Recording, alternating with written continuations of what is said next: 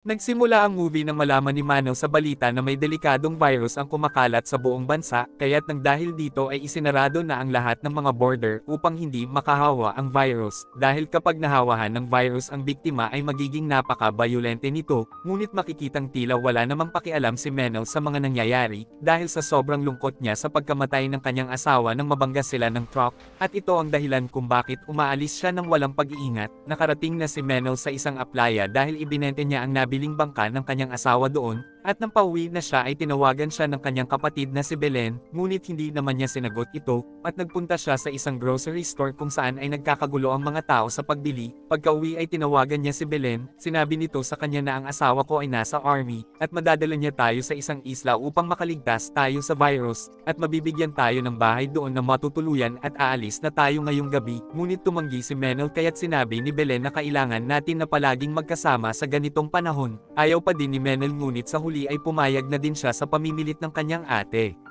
Kinaumagahan ay nagpunta na siya sa airport kasama ang kanyang pusa, at nakita niya ang mga tao na papunta din sa airport upang makapunta sa isla, at sa balita ay nalaman ni Menel na nagkaroon na ng second variant ng virus, at ito na ang wave ng ikalawang virus kung saan kumakalat ito sa pamamagitan ng dugo ng taong nahawahan. Nakarating na si Menel sa airport at may mahabang pila doon upang makabili ng ticket, ngunit biglang inannounce na cancel na ang flight papunta sa isla, kaya't nag-alala ang lahat kung papaano pa sila makakapunta sa isla ngayon. Pagkatapos ay tinawagan siya ni Belen, at sinabi nito na isinarado na ang airport dito dahil sa second variant ng virus, kaya't umuwi ka na at huwag kang lalabas ng bahay, at i-update na lang kita kung ano ang susunod mong gagawin. Pagkatapos ay nagkagulo na din doon at kahit papaano ay nagawang makaalis ni Menel kasama ng kanyang pusa, ngunit habang papauwi ay nakita niya ang napakahabang traffic na hindi umuusad, kaya't kinuha na lang niya ang kanyang pusa at naglakad na lang siya upang makauwi, at laking gulat niya nang makita niya ang mga sundalo na sapilitang kinakaladkad ang kanyang kapitbahay, dahil nahawahan pala ito ng bagong variant ng virus.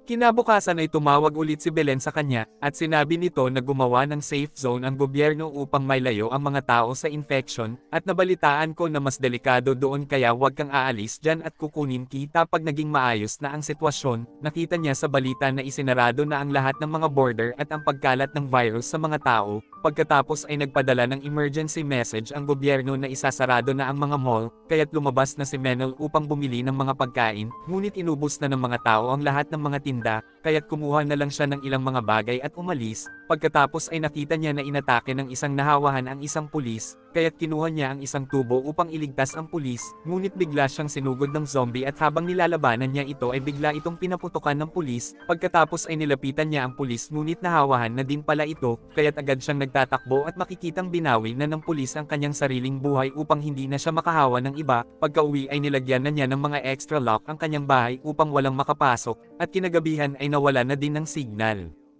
Dumating na din ang boss ng mga sundalo upang dalhin ang mga tao sa safe zone, at pagkatapos ay inannounce na sumakay na ang lahat sa boss, ngunit pinatay na ni Menel ang lahat ng mga ilaw at nagtago upang hindi siya kunin ng mga sundalo, at makaraan ng 2 linggo ay naiwang mag-isa si Menel sa kanilang lugar. Pagkatapos ay gumawa siya ng isang video para sa kanyang ate, at sinabi niya dito na ayos lang ako dito ngunit papaubos na ang pagkain, ngunit hindi naman niya mai-send ito dahil wala ng signal, at naisip niya na mamamatay siya sa gutom at hindi sa impeksyon, kaya't kinuha niya ang kanyang mga sandata at lumabas upang maghanap ng pagkain. Pagkatapos ay pumasok siya sa isang bahay kung saan ay nakita niya ang isang matandang babae na nasa isang wheelchair, at sinabi sa kanya nito na wala din akong pagkain dito, kaya't pinapunta siya nito sa ibang bahay at nang makakuha siya ng mga pagkain ay kumain sila ng matandang babae. Pagkatapos ay sinabi niya dito ang tungkol sa kanyang asawang namatay. Umuwi si Menel sa kanyang bahay at gumawa siya ng mga video at sinend niya ang mga ito kay Belen, at umaasa siya na makakarating ito kay Belen kapag nagkaroon na ng signal. Pagkatapos ay narinig niya sa radyo ang matandang babae, at sinabi nito na ibinalita ng mga opisyal na pumunta ang mga buhay pa sa safe zone. Kinabukasan ay nalungkot siya nang kukunin na niya ang matandang babae,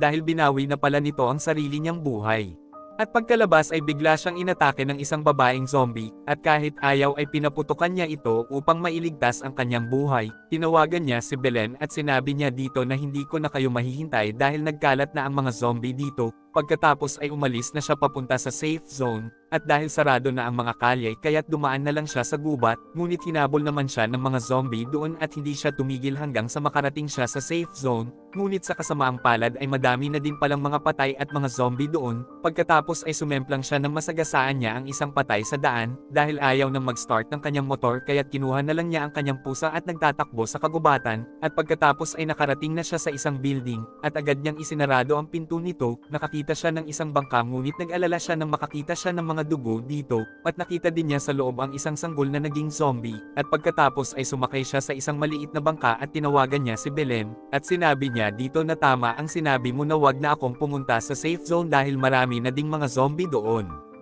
Pagkatapos ay nakasalubong niya ang isang yate kung saan ay tinutukan siya ng mga tao doon, ngunit nang sabihin niya na hindi ako infected kaya't pinasakay na siya ng mga ito, pagkatapos ay lumipat na sila sa isang barko at pinakain siya ng 3 lalaki doon, ang isa ay isang piloto at ang isa naman ay isang kapitan ng barko kasama ang kanyang anak na lalaki. Pagkatapos ay nakita ni Menel ang isang pamilya na nasa isang bangka papunta sa kanilang barko, kinaumagahan ay nakilala niya ang iba pang mga tao sa barko, at tinanong niya ang lalaking piloto kung bakit dinala sa basement ang pamilya na nakita niya kagabi, ngunit sinabi ng piloto sa kanya na wag mo nang pakialaman iyon, kaya't nakaramdam siya ng kakaiba at sinabi niya dito na isa kang piloto at ano ang ginagawa mo dito sa barko, maraming mga eroplano at mga helicopter sa mga kalapit lugar na masasakyan natin papunta sa isla, ngunit nagalit sa kanya ang piloto at sinabi nito na kung gusto mo pang mabuhay ay wag ka nang makialam, kaya't naisip ni Menel na mag-isa na lang siyang aalis mamayang gabi, at bago tumakas ay nakita niya ang pamilya na nakagapos sa basement, at tinanong siya nito kung nasaan ang aking asawa at anak, sinabi ni Menel na hindi ko alam, at tinutukan siya ng mga tauhan ng kapitan, ngunit pinaputukan naman ito ng piloto, at pinagalitan siya nito at sinabing di ba sinabi ko na sayo na wag ka nang makialam pa dito, pagkatapos ay tumakas na si Menel sakay ng isang bangka ngunit pinagbabaril siya ng mga tauhan ng kapitan at nasugatan ang piloto.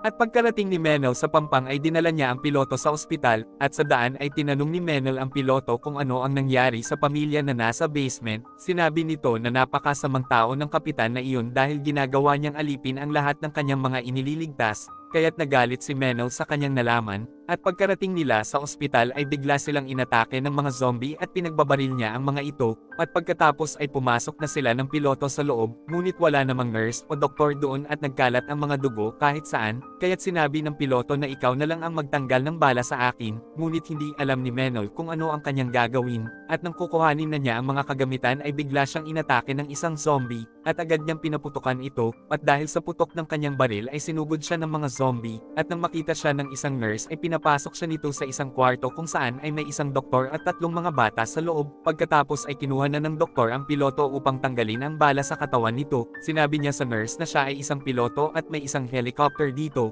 oo meron kaso marami namang mga zombie ang nakapaligid sa helicopter na iyon. At sobrang delikado naman ang pumunta doon, sinabi niya sa nurse na dinala ko dito ang aking asawa nang mabangga kami ng truck, pagkatapos ay nagpunta siya sa kwarto kung saan namatay ang kanyang asawa, at sa rooftop ay makikitang nag-iisip siya kung papaano sila makakapunta ng ligtas sa helicopter, pagkatapos ay nagdatingan na ang mga message sa kanyang cellphone ibig sabihin na nagkaroon na ng signal ang mga network.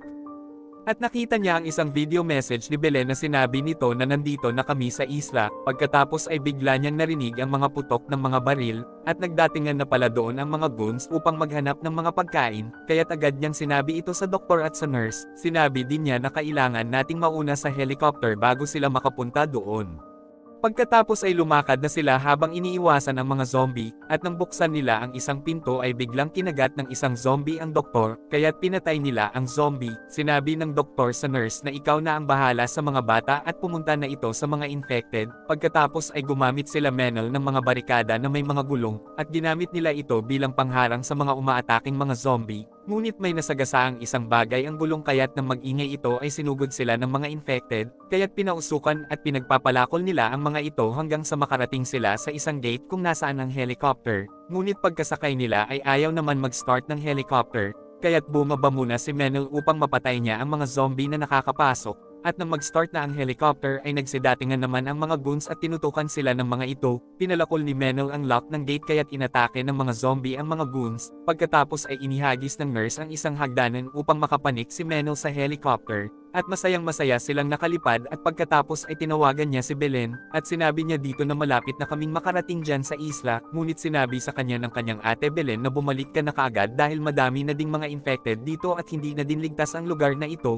at pagkatapos ay naputol na ang tawag ng kanyang ate, ngunit tumuloy pa din sila Menel sa isla dahil ngayon ay ililigtas naman niya ang kanyang ate Belen at ang pamilya nito. At dito na po nagtatapos ang ating movie. Mag-subscribe ka na po Lods para sa magagandang mga movie na katulad nito. Maraming salamat po sa iyong panunood at pagsuporta. Ingat po palagi Lods. God bless.